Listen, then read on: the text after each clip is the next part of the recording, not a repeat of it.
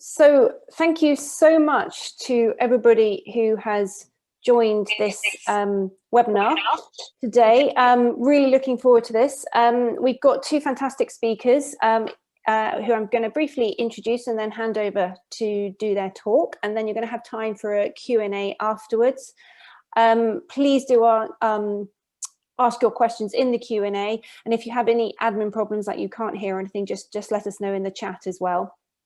So Edie is a solicitor who specialises in animal protection law and is the founder of a non-profit organisation called Advocate for Animals, which is the UK's first law firm dedicated to animal protection.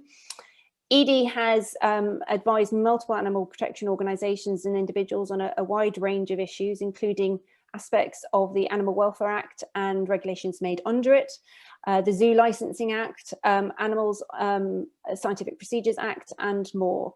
She is a trustee of the Humane League and a former trustee of the UK Centre for Animal Law. And she often speaks on animal protection issues, has done so in the UK Parliament, the French Senate, and the East African Legislative Assembly. Alice is also going to be talking as a solicitor as well, with a particular interest in international wildlife protection law. She has worked as a legal consultant in the UK and abroad, following an international animal law master's, and 6 years as a civil litigation lawyer in London. She's provided training on captive animal legislation as a former trustee with Freedom for Animals, and has supported the UK Centre for Animal Law student team and sits on the British Veterinary Associations of Ethics and Welfare Advisory Panel. So in this webinar, Edie and Alice will be giving a presentation on wildlife law, a look at some of the cases that they're currently involved in, involving the Bern Convention and CITES, and then they'll have time for those questions and answers afterwards. So without further ado, Edie, I'm going to hand over to you. Wonderful. Thank you so much, George. And just to repeat what George said, thank you so much, everyone, for attending this afternoon. I know it's not easy to kind of force yourself to come to a lecture on a Friday afternoon, but I hope that you'll all take away some really useful information, and you'll know where to find us if you have any questions on anything animal law related going forward. So George obviously gave us a very nice introduction, but I thought it would be good to kind of contextualize where we've come from and who we are. So as George mentioned, we are the only animal protection law firm in the UK. We launched in March 2019 after years of recognising that the law, as it pertains to animals, was incredibly underutilised. We have had an incredibly positive start working with animal groups, activists and individuals on a wide variety of legal areas, and have helped enforce and further animal protection law. One of the reasons why we think we've had such a good start has been due to this kind of increasing professionalism in the animal movement.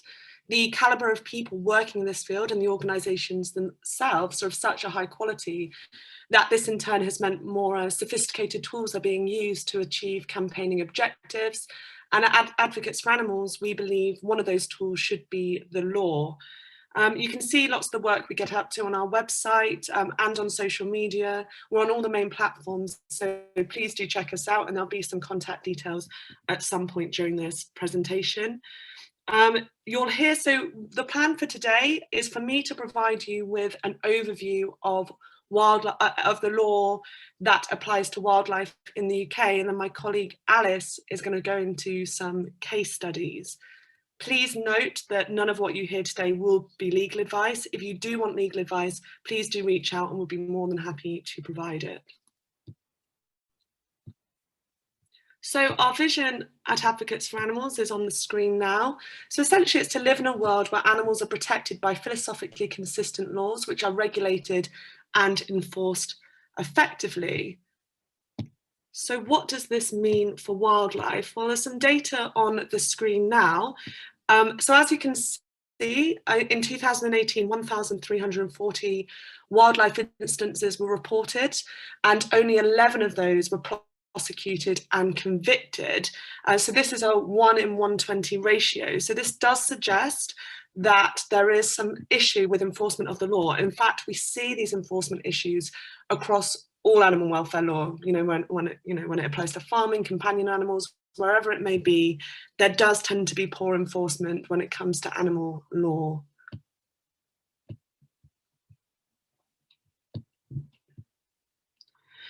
So what I thought would be useful is if I outline some of those laws that apply to wildlife, and for you to kind of see what the protections are, of course, keeping in mind that whilst they exist on paper, there are the enforcement problems that I just mentioned.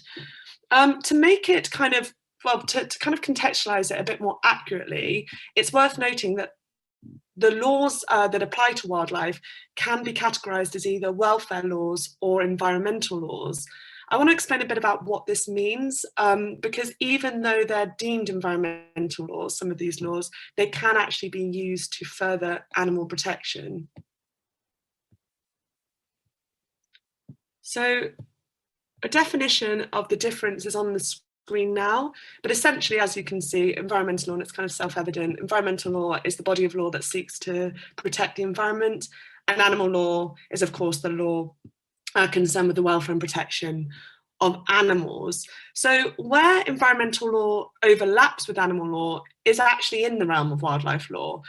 This being where the law is sometimes designed to protect the habitats of animals or certain species, particularly those that are endangered. This law is not necessarily concerned with the welfare of the individual animal.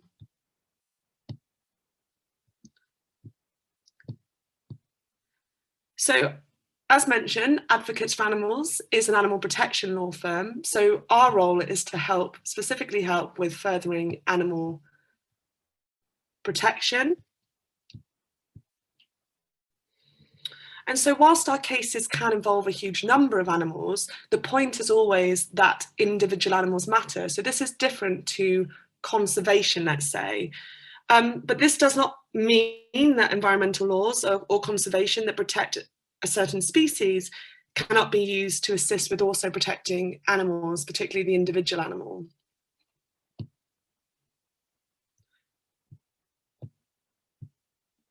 So I'm now going to run through a few of the laws that apply to wild animals in the UK and discuss in turn whether they can be deemed a welfare law or an environmental law.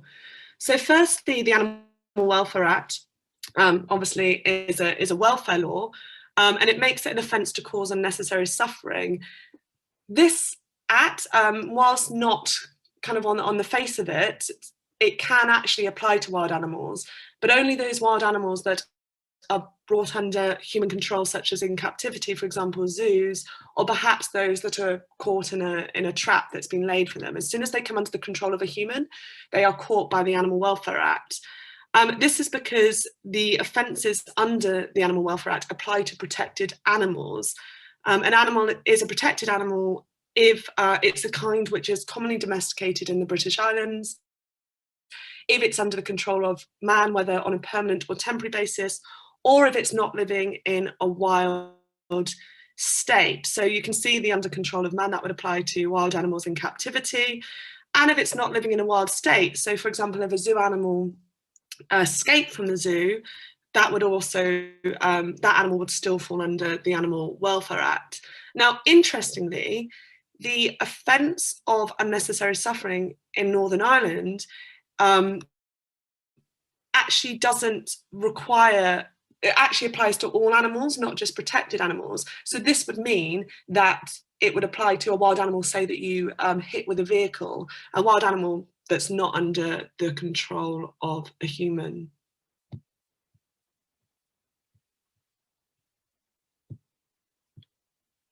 So the main welfare law that applies to wild animals in the UK is the Wild Mammals Protection Act. The welfare offences under this Act are far more limited than they are under the Animal Welfare Act. This is because the Animal Welfare Act has this broad provision of unnecessary suffering, whereas under the Wild Mammals Protection Act, it specifies the offences, it specifies what constitutes the offence. You can see it on the screen there, but essentially it's any person who mutilates, kicks, beats, nails, or otherwise impales, stabs, burns, stones, crushes, drowns, drags, or asphyxiates any wild animal with intent to inflict unnecessary suffering shall be guilty of an offence. So not only does it specify what constitutes the offence, it also adds that you must have the intention to inflict unnecessary suffering. So as you can see, it's far more limited. However, this does apply to all wild animals, and as mentioned, the Animal Welfare Act only applies to those under control. So the next act, the Wild Animals in Circuses Act, this act is actually seen as being a welfare act, as the assumption is that a circus cannot meet the welfare needs of a wild animal. Sorry, for those of you who don't know, wild animals have now been banned in circuses. However, interestingly, the ban is not on wild animals travelling with the circus, but rather it's a ban on displaying wild animals. So actually the travelling circus can still have wild animals with them, they just can't display them to the public. So actually this act is probably better described as an act protecting the public from obscenity rather than for the protection of an animal.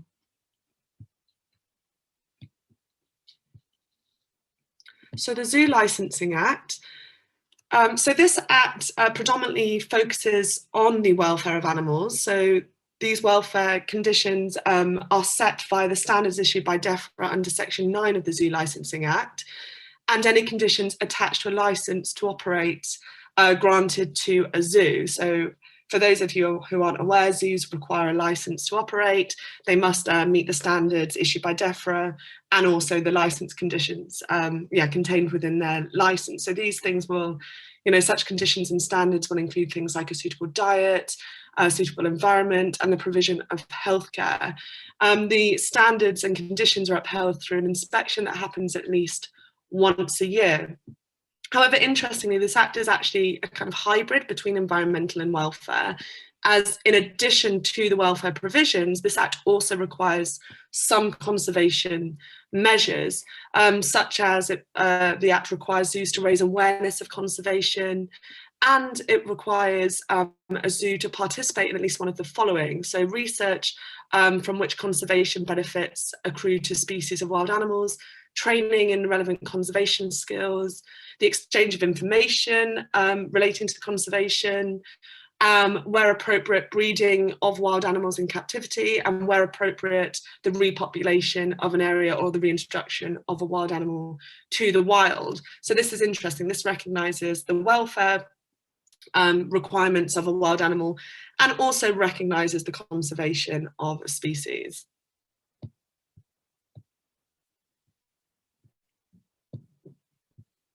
So the Wildlife and Countryside Act is actually the primary legislation that protects wild animals, plants and habitats in the UK. However, I should actually stress it's the main piece of legislation that protects some wild animals, plants and habitats in the UK, because this is in fact another hybrid act, this being that there are some broad animal welfare protections. However, on the whole, this act is focused on conservation of certain protected species.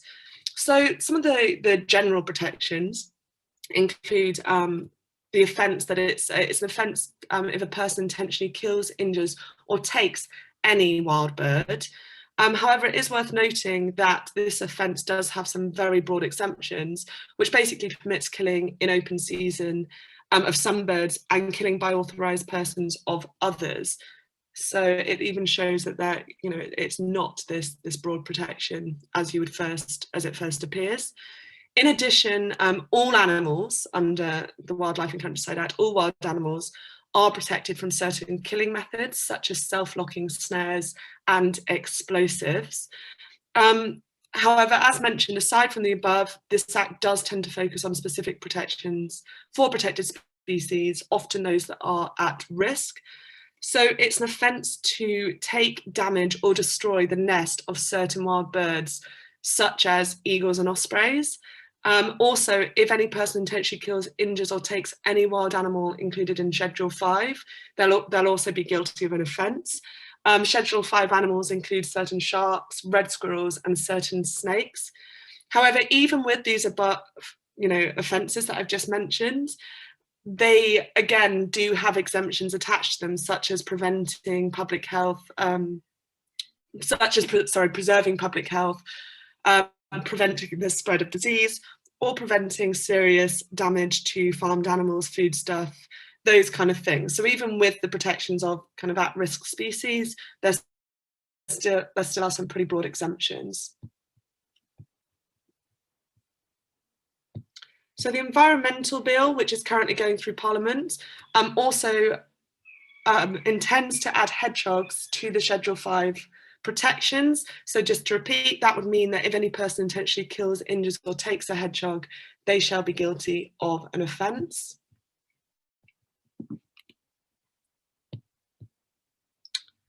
So under the invasive alien species, the grey squirrel is regulated under this order.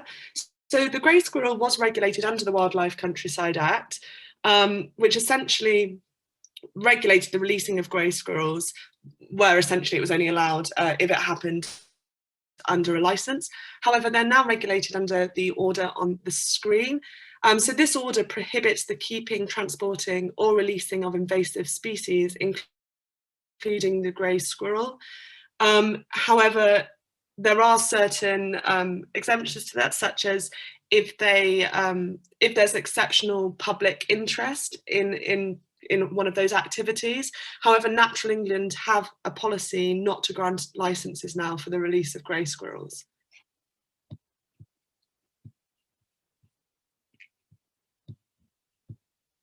So just lastly, I think this is the last piece of legislation I'm just going to run through.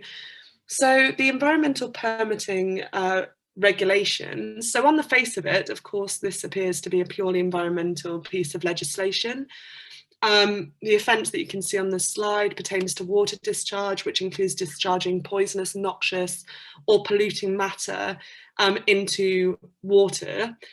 However, whilst it is, on the face of it, it does seem to be a purely environmental law, this legislation has actually been relied on to bring justice for the thousands of dead fish that occurred in Wales as a result of poor management of slurry from a farm.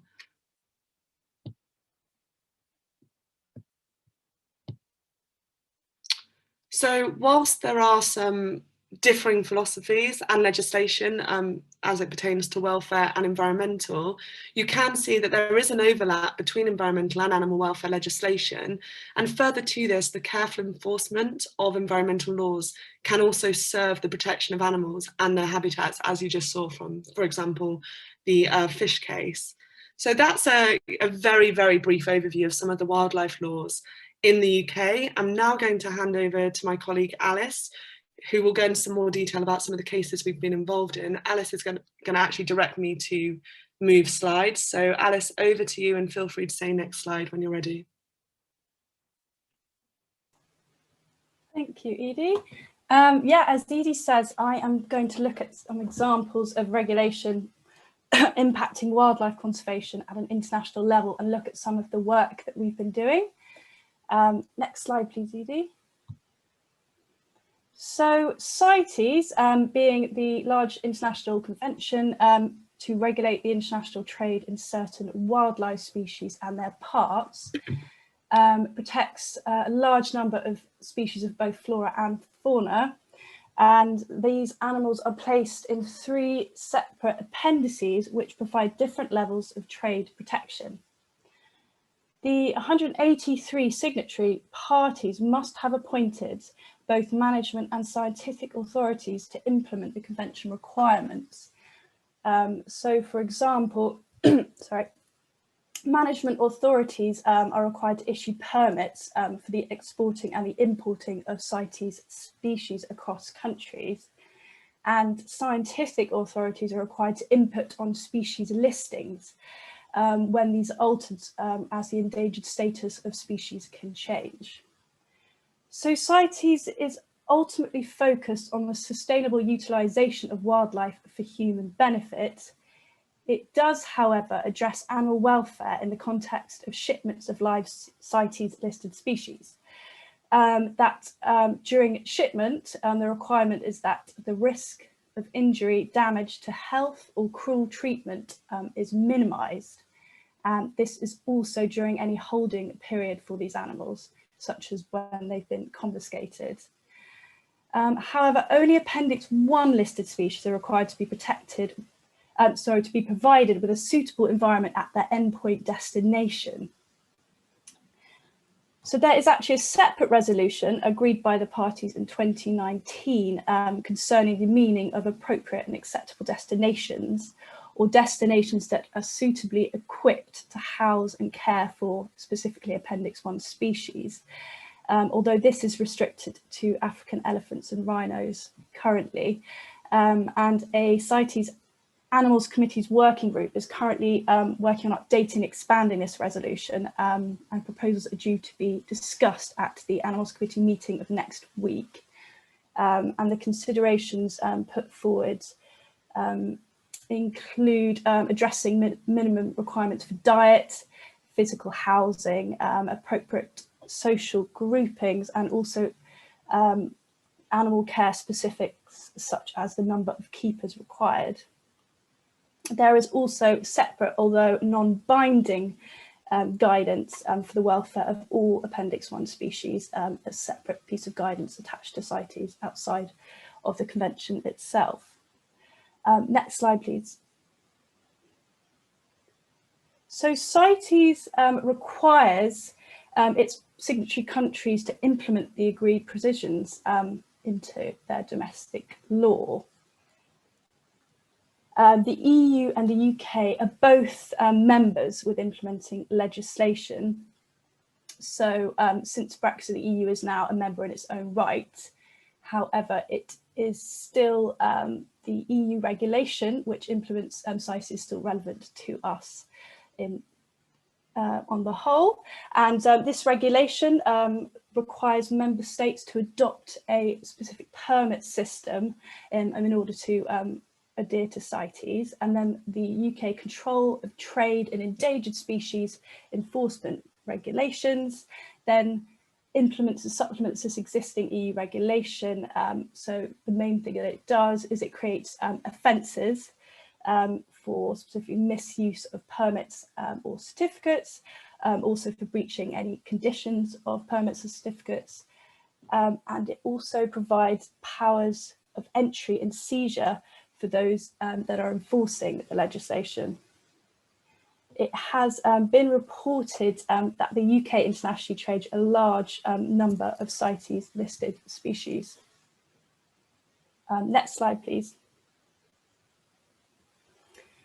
So looking to a complaint that we worked on, we're still working on at the moment, but what we did is we used Article 13 of the CITES Convention, and this is a mechanism that anybody can use. This includes individuals, animal protection groups. Anyone is eligible to submit information to the CITES governing bodies relating to any illegal wildlife trade. So this complaint that we brought specifically concerned regular trade in Appendix 1 listed Asian elephants from Laos to Chinese zoos and safari parks. And it included evidence provided by a client who's been investigating these trades for around 5 years. So we presented the evidence and suspected convention breaches by both the importing and the exporting parties, and we requested that the governing bodies of the convention suspend this trade, this specific trade in elephants, until necessary safeguards are put into place. So a failure to comply with CITES can lead to various measures, such as a request for progress reports on compliance and other forms of monitoring trade.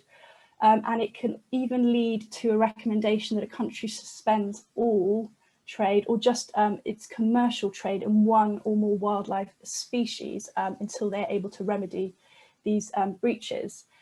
Trade suspensions are very rare, however. Next slide, please. So for Appendix 1 species, they have the highest, tightest restrictions, and there is a general total prohibition against international trade in these species unless the trade meets certain exemptions. So the exemptions as listed here, specifically, there are requirements for the exporting country before a permit is issued, they must be happy that the trade is not detrimental to the survival of the species concerned. This is assessed by the scientific authority. They must be happy that there hasn't been a breach of any of exporting countries' laws. And as mentioned before, the animals must be prepared and shipped so as to minimise risk of injury or cruelty. Next slide, please. Similarly, there are requirements for the importing country before a permit is issued. They also must be happy that the trade is not going to be detrimental to the survival of the species. At the end destination, as mentioned, the housing must be deemed to be suitable for the animals. And also, crucially, the trade must not be, the animals, sorry, must not be used for primarily commercial purposes by the importing country. Next slide, please. There are, however, exemptions to these requirements for Appendix 1 species, specifically if it can be shown that the animal has been bred in captivity for commercial purposes, then it will be downlisted to Appendix 2, and as an Appendix 2 species, it has slightly different criteria that must be met before trade is permitted. Next slide, please. So what does bred in captivity mean under CITES? This is a fairly technical meaning, but in summary, there's a separate resolution to the convention which addresses this, and it says that the animal must be born or otherwise produced in a controlled environment. Its parents must have been established in a way that is not detrimental to the survival of the species as a whole. And also any captive bred operations of Appendix 1 listed species that are used for commercial purposes should be registered with CITES in their publicly available database. Next slide, please. So primarily commercial, as mentioned, you are not permitted to trade to import an Appendix 1 species for primarily commercial purposes. This is not defined in the convention itself as to what this would cover, but there is a separate resolution which attempts to address this. So it says that commercial is for a purpose of economic benefits, and generally it is where non-commercial aspects do not dominate. Next slide, please. So trade in Appendix 2 species differs slightly, slightly less strict. So you cannot trade if this could be detrimental to the survival of the species. There cannot be any breach of the exporting country laws in obtaining and trading the animal. Also must ensure that the animal is an injury and damage is minimized during shipment and during holding. And in addition to this, the scientific authorities of both parties involved in the trade must monitor the exports of Appendix 2 species and raise any concern if there are any issues. Next slide, please. So go back to our Asian elephant complaint. We did put forward a number of alleged breaches based on the evidence provided by our clients, just looking to the primarily commercial purposes example, looking closer at this and the definition provided by CITES, and also other cases that we have worked, and we have discovered that CITES does not make it clear whether primarily commercial purposes include zoos or not. And if it does include zoos and safari parks and similar kind of establishments, to what extent? So, you know, does a zoo need to have some form of conservation activity? Does a zoo need to conform to certain animal welfare requirements? Anything about its setup? Does anything about whether the zoo uses animals for entertainment purposes? because obviously zoos can vary hugely in the activities that they carry out and how they are structured. So this ambiguity can obviously be exploited. It's not clear what primarily commercial purposes means. Along with this, our complaints have also revealed that there is a lack of welfare requirements for live CITES species at their destinations, as I mentioned earlier. Largely, what is in place just addresses Appendix 1 species and only in part, not broadly and not in detail. Next slide, please. So CITES does make it clear under Article 8 that parties must take appropriate measures to enforce the convention, including penalties and confiscation or return to the exporting party. So international cooperation is one of the convention's core principles, recognising wildlife as a shared responsibility between the parties. So a conference of the parties is held every 3 years to discuss party implementation and compliance, with committee meetings in between these. Unfortunately, not all party countries have the agreed legislative framework in place, and in some countries, enforcement of any existing legislation is also lacking due to capacity and other issues. Next slide, please. I'm just going to briefly touch on the Ivory Act, the UK's Ivory Act of 2018. So this is connected to CITES, as in 2016 a CITES resolution was passed which called for a closure of domestic ivory markets. And since then a number of countries have taken such steps, including the UK. So this 2018 Act makes an offence to deal in ivory, and what this means is that it's an offence to sell, to buy, to lend ivory, but also to arrange the sale or loan from the UK, unless you have an exemption. Even if the ivory is outside the UK, or also it's an offence, to offer or advertise ivory as well as importing or exporting it. In this case, just to mention, this ivory is defined specifically as the tusk or tooth of an elephant. So it's about protecting endangered elephant populations, not other species. I just mentioned exemptions. There are a few exemptions, although quite restricted. Just a couple of examples. Pre-1975 musical instruments that contain less than 20% of ivory by volume. Also sales to and hire agreements with qualifying museums. However, exemptions must either have a certificate or they must be registered with the Secretary of State. Next slide, please. So a judicial review challenge was brought against the Ivory Act by a company which was incorporated to represent the interests of antique ivory dealers and collectors. Judicial review being a type of legal action designed to ensure that ministers and officials act within the law. So this company argued that the Act's prohibitions went too far and were disproportionate. However, the challenge was dismissed unanimously by the Court of Appeal in May 2020. And they ruled that restrictions imposed by the Act do not violate the EU rules on the free movement of goods, nor the fundamental rights to respect for property rights, as had been argued. Next slide, please. So finally, just to look briefly at the Bern Convention. So this is a Council of Europe convention to which the UK is a signatory.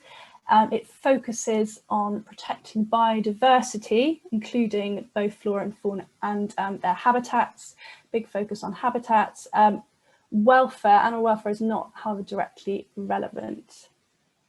Next slide, please. So we recently worked on a complaint under the Bern Convention involving badgers. So badgers are listed in Appendix 3 of the Convention, and this means that they must be protected through legislation or through administrative measures, such as having closed seasons to protect them. Next slide, please. Just in summary, don't want to run over too much. The Bern Convention requires that parties regulate any exploitation of these species, Appendix 3 species, such as culling, in order to keep badger populations out of danger. And to do this, they must ensure that the species population is not jeopardized, the culling is monitored, and other species are not impacted by the culling, other species which are also protected. However, Article 9 provides for exemptions, so it allows parties to make exemptions to these specific requirements when certain conditions are met. However, conditions include that there is no other satisfactory alternative to the culling, or the culling is carried out to prevent serious damage to livestock. Next slide, please. So in late 2019, we assisted the Badger Trust, Born Free and Eurogroup in lodging complaints against the British government for the breach of the Bern Convention through the current badger culling strategy.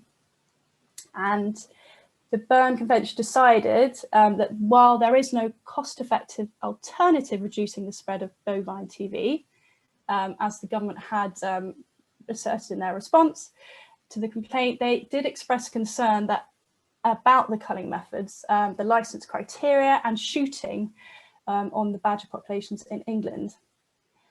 And they have decided to keep the complaint on standby in order to monitor the development of the badger culling policy. So what this means, the government is required to report on progress later this year to include detailing the number of badgers that have been killed and the monitoring measures that are in place. So although this is not the outcome that we necessarily hoped for, the Bern Bureau's decision is in part a positive result in that this is the first time that a complaint made concerning the British badger culling policy has not been dismissed at the initial decision stage. Next slide, please.